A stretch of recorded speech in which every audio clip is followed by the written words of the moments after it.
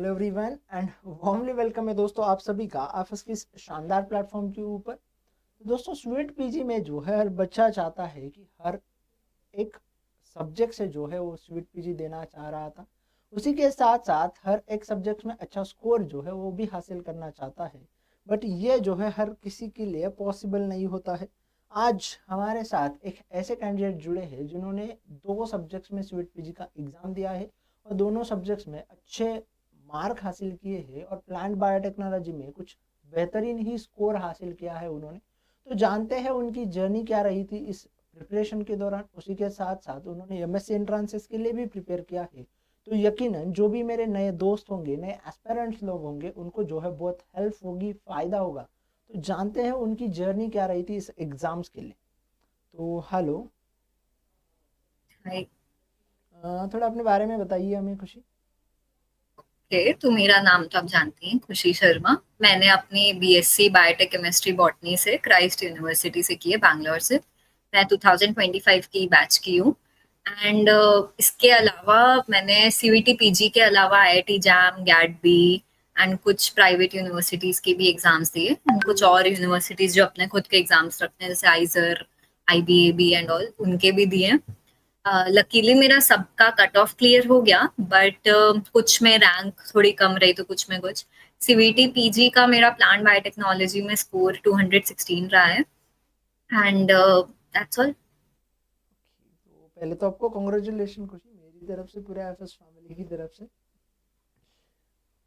अब मुझे ये बताइए कि इतने एग्जाम्स क्लियर किए हैं तो हाउ वाज योर फीलिंग, क्या फीलिंग क्या रही आपकी लाइफ में?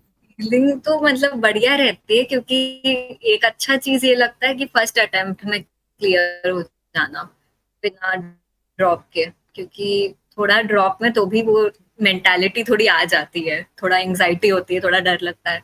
लेकिन पहले अटेम्प्ट में क्लियर कर लेना एक ऑब्वियसली अच्छा, बहुत अच्छा लगता है। Okay. और मुझे ये बताइए खुशी कि आपकी preparation journey and education journey क्या रही है? एजुकेशन मैंने बहुत ज्यादा, मैं नहीं कहूंगी कि बहुत ज्यादा ही मेहनत करी या फिर बहुत ज्यादा इसको डिवोट किया। साथ साथ में कॉलेज में जो भी पढ़ाई होती थी, बस उस पे फोकस करो थोड़ा बहुत। एंड जब भी एग्जाम्स हैं उसके पहले मैं मतलब जैसे वन शॉट सीरीज, आईएफएस की जैसे वन शॉट सीरीज बहुत अच्छी है सब मेरे सब्जेक्ट्स को लेके, तो वो सब देख लेती थी। एंड टेस्ट सीरीज, हाँ ये बहुत इंपॉर्टेंट रहता है। टेस्ट सीरीज स्पेशली एग्जाम के एक हफ्ते पहले, एटलीस्ट एग्जाम के एक हफ्ते पहले, वैसे एक महीने पहले से करनी चाहिए, बट अगर टाइम ना हो तो एक हफ्ता भी चलता है। तो एक हफ्ते पहले से टेस्ट सीरीज सारी करनी शुरू कर दो। एंड टेस्ट सीरीज में जो गलतियां कर रहे हो उन टॉपिक्स को बहुत ज्यादा देखो, क्योंकि वही क्वेश्चंस आएंगे। प्लांट बायोटेक का भी जो पेपर था, उसमें ऑलमोस्ट 60-70% क्वेश्चन ऐसे थे जो मैं ऑलरेडी करी हुई थी, एंड जो मैंने सही किए वो वही थे क्वेश्चंस, क्योंकि या तो टेस्ट सीरीज में थे, या तो प्रीवियस ईयर थे, या तो किसी वन शॉट सीरीज में ऑलरेडी बताया गया होता है वो। Okay. तो वो तो मतलब बताया गया होता है और आईएफएस का प्लेटफॉर्म के ऊपर हम जो है वो सब कवर कर लेते हैं। सब कुछ कवर हो जाता है, ये अच्छा रहता है। अब मुझे ये बताइए कि ठीक है, आपने जैसे बताया, तो मुझे ये बताइए कि आप तो इंदौर से हो, फिर आप बैंगलोर से बीएससी, मतलब क्या रही है स्टोरी, कैसे रही? स्टोरी ऐसा था कि मुझे नीट करना था, जो हर बीएससी वाले का सपना होता है, मुझे नीट करना था। और मेरे सब्जेक्ट्स थे पीसीएमबी, और मेरा जेई मेंस क्लियर हो गया था। तो घर वालों ने बोला कि इंजीनियरिंग ही कर लो, पर मैं थी बायो वाली हमेशा से। तो उस टाइम पे भी मेरा यही था कि नीट में मेरा स्कोर थोड़ा कम रहा था, मतलब इतना अच्छा नहीं रहा था कि कोई गवर्नमेंट कॉलेज मिले, सेमी गवर्नमेंट्स मिल रहे थे, बट गवर्नमेंट की अलग ही बात होती है। तो गवर्नमेंट मिला नहीं, तो फिर डिसाइड कर दिया कि ठीक है, डॉक्टर नाम के आगे लगाना है, अब कैसे भी लगाओ, चाहे पीएचडी करके क्यों ना लगाओ। एंड उसकी सबसे पहली स्टेप होती है बीएससी किसी अच्छे सब्जेक्ट में करना। एंड फिर उसके बाद में बहुत सारे कॉलेजेस भरे थे, एंड फिर उनमें से जो बेस्ट लगा मुझे, तो लोगों ने बोला कि साउथ जाओ, उसकी पढ़ाई अच्छी होती है। And I got admission in Christ university, तो मैंने वहीं से किया फिर। ओके, तो आपने जो है क्राइस्ट यूनिवर्सिटी की से किया। ओके, तो मतलब आपका रूटीन कैसे रहता था जब भी आपने मतलब स्टार्ट किया एमएस एंट्रेंस के लिए प्रिपरेशन, तो आपका रूटीन कैसे रहता था? रूटीन ऐसा था कि मेरा पूरे 8 o'clock से क्लासेस शुरू होती थी, हमारी लैब्स और सब कॉलेज में। तो सुबह कॉलेज होता था एंड वो ओवर होता था 4:30 5 o'clock के करीब। फिर मैं आती थी एंड मैंने एज अ साइड हसल में, जैसे बहुत कॉलेज के स्टूडेंट्स करते हैं, साइड हसल में मैं पढ़ाती थी 11th 12th के ही बच्चों को। तो 11th 12th को ही पढ़ाती थी, तो कभी फिजिक्स, केमिस्ट्री, मैथ्स, बायो यही सब्जेक्ट्स थे, तो उससे मेरा थोड़ा ब्रश अप हो जाता था 11th 12th। तो मुझे वो अलग से पढ़ने की कभी जरूरत नहीं हुई। फिर उसके बाद में मैं अपना थोड़ा बहुत लाइक जल्दी डिनर करके एंड देन मैं हमेशा नाइट वाली स्टूडेंट थी कि नाइट रूटीन ही रखता था। तो 10 o'clock से बैठती थी और 3 o'clock तक फिर पढ़ो, बीच में बस हाफ एन आवर का ब्रेक। बस पढ़ो, लाइक अपने कंसेप्ट सबसे पहले क्लियर कर लो, जो भी सिलेबस है सिलेबस के अकॉर्डिंग पढ़ो, कुछ भी एक्स्ट्रा मत पढ़ो क्योंकि इतना टाइम नहीं रहता आपके पास। अब मुझे ये बताइए कि स्वीट पीजी का सबसे बेहतरीन चीज़ है कि एग्ज़ाम हॉल में निगेटिविटी नहीं करना, मतलब निगेटिव मार्किंग में नहीं जाना, और टाइम मैनेजमेंट करना। तो आपका क्या रहा था, आपका क्या प्लान रहा था? मेरा ऐसा रहा था कि सीवीटी पीजी स्पेशली में मैंने सबसे पहले मतलब स्टार्टिंग से लाइक क्वेश्चंस शुरू कर दो। अब उसमें आधे क्वेश्चंस होते हैं जिसके मार्क्स ज्यादा होते हैं और उसकी नेगेटिव मार्किंग भी ऑब्वियसली ज्यादा होती है, और कुछ क्वेश्चंस होते हैं जो स्टार्टिंग के रहते हैं, उनमें नेगेटिव मार्किंग बिल्कुल बहुत ही कम रहती है।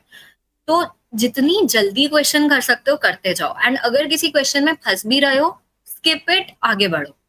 एंड जैसे ही तुम लास्ट लास्ट वाले क्वेश्चंस में आओगे एंड यू रियलाइज की ज्यादा नेगेटिव मार्किंग है, उन क्वेश्चंस को हमेशा ये मत सोचो कि शायद से सही हो जाएगा, क्योंकि अगर तुम्हें वो क्वेश्चन आता है, अटेम्प्ट करो।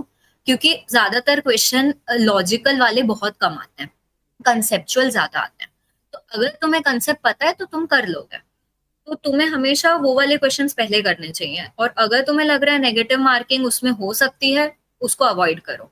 एंड टाइम मैनेजमेंट के लिए ही मैंने बोला था टेस्ट सीरीज हमेशा करो, क्योंकि टाइम मैनेज उसी से हो पाता है और किसी चीज कोई नहीं सिखा सकता। तो जितना ज़्यादा आप टेस्ट सीरीज करोगे उतना ही ज़्यादा आपको जो है टाइम मैनेजमेंट आएगा। अब मुझे ये बताइए कि आपने स्वीट पीजी के साथ साथ गेट भी एग्जाम्स को भी दिया है, आईआईटी एग्जाम को भी दिया है, अन्य भी एग्जाम्स को दिया है। तो फिर आपने ये जो सिलेबस है बायोकेमिस्ट्री के लिए कैसे प्रैक्टिस की, कैसे पढ़ाई की, सेल बायोलॉजी के लिए, मॉलिकुलर बायोलॉजी के लिए किस तरीके से पढ़ाई की, थोड़ा ज़रा बताइए हमें, क्योंकि जो नए एस्पिरेंट्स हैं उनको जो है बहुत हेल्प होगी, और उनका हमेशा कन्फ्यूजन होता है इन चीज़ों ठीक है, तो मैंने अपनी तैयारी जो शुरू की थी वो की थी लाइक मतलब कॉलेज में जो पढ़ा रहे हैं उसके अलावा थोड़ा सा एक्स्ट्रा पढ़ो, और दिन का बस एक आध घंटा स्टार्टिंग में, तो ज्यादा नहीं पढ़ना होता क्योंकि ऑब्वियसली सब बच्चे कॉलेज के एग्जाम्स में बिजी रहते हैं। तो बस एक आध घंटा देख लो कि जैसे अगर कॉलेज में इम्यूनो पढ़ा रहे हैं, इम्यूनोलॉजी, तो इम्यूनो के थोड़े नोट्स अपने बना के रखो। एंड देन तैयारी सबको थर्ड ईयर से ही हो पाती है, क्योंकि वही टाइम होता है जब थोड़ा कॉलेज भी रिलैक्स्ड हो जाता है, आप एग्जाम्स की भी तैयारी कर पाते हो। एंड देन दिसंबर में मेरा पहला एग्जाम था टिफर का, एंड उस टाइम पे मेरा सिलेबस कंप्लीटेड नहीं था, इसलिए मेरा टिफर एग्जाम अच्छा भी नहीं गया था। एंड देन वहीं पर मैंने शुरू कर दी थी अपनी तैयारी कि मैं मतलब जो भी पहले टॉपिक, जैसे आपने बोला बायोकेमिस्ट्री, सबसे पहला चैप्टर वही होता है, तो बायोकेमिस्ट्री खोला। तो उससे सबसे पहले तो या तो तुम्हारे नोट्स जो बने हुए कॉलेज के, या फिर तुमने कभी कोचिंग से किया हो, कोई रेफरेंस बुक हो, या फिर स्टडी मटेरियल हो, उससे पढ़ लो। ठीक है, और अगर कोई चीज समझ नहीं आ रही है तो वो पर्टिकुलर टॉपिक सर्च करो यूट्यूब पे, कोई ना कोई टीचर मिल जाता है अच्छा पढ़ाने वाला, उससे पढ़ लो। और फिर उसके नोट्स बनाते रहो क्योंकि नोट्स बहुत काम आएंगे। फिर उसके बाद में, और ये बायोकेमिस्ट्री टफ लगता है बहुत बच्चों को क्योंकि बहुत सारा रटने का भी चीजें होती हैं, लेकिन उसको विद इन एक टाइमलाइन आपको कंप्लीट करना ही करना है, क्योंकि इतना टाइम नहीं बचा। फिर अगला सब्जेक्ट पकड़ो, फिर अगला, ऐसे करते करते ऑलमोस्ट 1 या 2 मंथ्स में आपका सिलेबस खत्म हो जाना चाहिए पूरा। एंड देन उसके बाद में जब एग्जाम्स शुरू होते हैं, जैसे जैम का एग्जाम हमारा फेब में था, 2 फेब शायद था।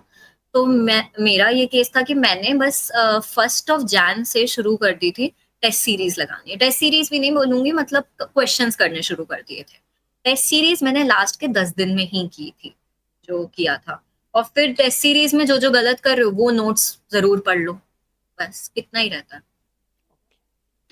बहुत सही, बहुत अच्छा। अब मुझे ये बताइए कि जो भी नए एस्पिरेंट्स हैं, आपके जूनियर लोग होंगे, उसी के साथ साथ अगले साल की, उसके अगले साल की प्रिपरेशन करने वाले बच्चे होंगे जो आईएफएस के हमेशा प्लेटफॉर्म के ऊपर आते हैं, तो उनके लिए क्या सजेशंस देना चाहोगे, क्या सलाह देना चाहोगे?